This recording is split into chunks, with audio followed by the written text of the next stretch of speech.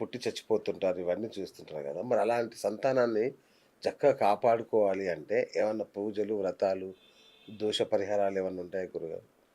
అదే మన 3 వచ్చే సంతాన లోపం, సంతాన క్షయం. ఆ! ఈ 2 శాపాలేనన్నమాట. అవును. సో, సంతాన లోపానికి ఈ చేసిన పాపాలన్నీ మినిమమ్‌లో ఉంటే హ్మ్. అది సంతాన లోపం వస్తది. దానికి పరిహారాలు చేసుకుంటే మళ్ళీ సంతానం కలుగుతుంది. ఓకే. కానీ దానికన్నా తీవ్రమైన పాపాలు చేసిన వారికి సంతాన క్షయం జరుగుతుంది. ఓకే. దానికి కారక గ్రహాలొచ్చి రాహువు, కేతువు, కుజుడునన్నమాట. హ్మ్. సో, రాహువు, కేతువు, కుజుడు మినిమమ్‌లో ఉంటే చెప్పుకున్నాం. ఓకే. ఎవరికైతే దేహంలో ఈ వృశ్చిక లగ్నం, వృశ్చిక దానం అటువంటి వాళ్ళకి హ్మ్. ఈ ఎగ్ ఫార్మేషన్ కాకపోవటం, ఈ స్పెర్మ్ ఫార్మేషన్ కాకపోవటం, ఫెర్టిలైజేషన్ కాకపోవటం, వీళ్ళలో ఫాలోపియన్ ట్యూబ్స్ మూసుకుపోవటం, హ్మ్. వీళ్ళలో స్పెర్మ్ కౌంట్ లేకపోవటం, ఈ స్పెర్మ్ మూవ్‌మెంట్ డెడ్ సెల్స్ ఉండటం, హ్మ్. అటువంటి వాటికి కారకుడు కేతువు అన్నమాట.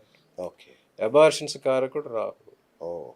తర్వాత పిల్లలు పుట్టి చనిపోతూ ఉంటారు. పురిట్లోనే చనిపోతారు. లేకపోతే వితిన్ మంత్స్ చనిపోతారు. అవును. దానికి కుజుడు కారకుడనమాట. ఓహ్! సో, సంతాన క్షయం ఆ రకంగా జరుగుద్ది.